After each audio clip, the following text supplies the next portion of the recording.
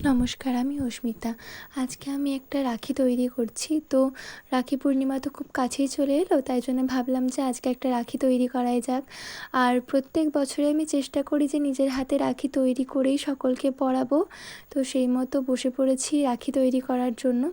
আজকে রাখিটা একদম কিউট আর খুব সুন্দর দেখতে লাগছিল আমার।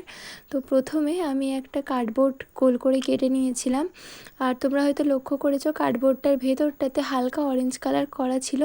তো বেসিক্যালি এটা আমি অন্য একদিন একটা কাজ করছিলাম, তো সেখানে রয়ে গিয়েছিল কার্ডবোর্ডটা, তো সেটাই ইউজ করেছি এখানে।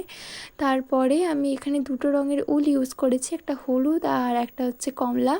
প্রথমে উলগুলোকে ভালোভাবে হাতে পেঁচিয়ে নিয়েছিলাম আঙুলে, তারপরে মাঝখান থেকে বেঁধে তারপর এইভাবে কাঁচির সাহায্যে ছোট ছোট বল বানিয়ে নিয়েছিলাম।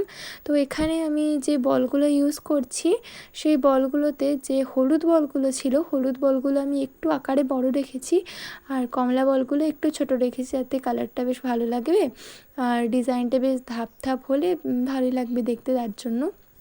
তো প্রথমে আমি বলগুলো বানিয়ে নিয়েছিলাম, আর এখানে আমি টোটাল 8টা বল বানিয়েছি, 4টে হলুদ আর 4টে কমলা রঙের বল। তো বানিয়ে নেওয়ার পরে যথারীতি সবকটাকে একই সাইজে আনার জন্য কাঁচি দিয়ে ভালোভাবে সমান করে নিয়েছিলাম কেটে। তো এরপরে আমি যে আর্ট পেপারটা কেটে রেখেছিলাম সেই কার্ডবোর্ডটাতে আমি আঠা দিয়েছিলাম। এখানে আমি ইউজ করেছি ফেভিকল আঠা। তো ফেভিকল আঠাটা ভালোভাবে গোল করে দিয়ে তার ওপরে আমি বলগুলোকে ধীরে ধীরে বসিয়ে নিয়েছিলাম। তো প্রথমে আমি একবার মেপে নিয়েছিলাম যে সমস্তটা ঠিকঠাকভাবে বসানো যাবে কি না।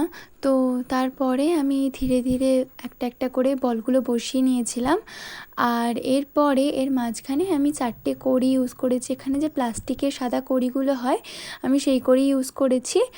আর এরপর আমি এখানে একটা কমলা রঙের উল নিয়ে নিয়েছিলাম, আর উলটাকে একটু বড় আকারের রেখে আমি 3টে ধাপ কেটে নিয়েছিলাম পিছনের যে দড়িটা থাকে দড়িটা বানানোর জন্য।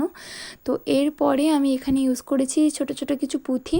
তো এই পুঁথিগুলোর পিছনে আগে থেকেই আঠা দেওয়া থাকে, যার কারণে আমাকে আর অন্য কিছু ইউজ করতে হয়নি। যেহেতু কড়িগুলো আমি সাদা রেখেছিলাম, তাই জন্য কড়িগুলির মাঝখানে যে পুঁথিটা ইউজ করেছি সেটা গোল্ডেন কালারের, আর বাকিগুলোতে আমি সাদা রঙের পুঁথি ইউজ করেছি।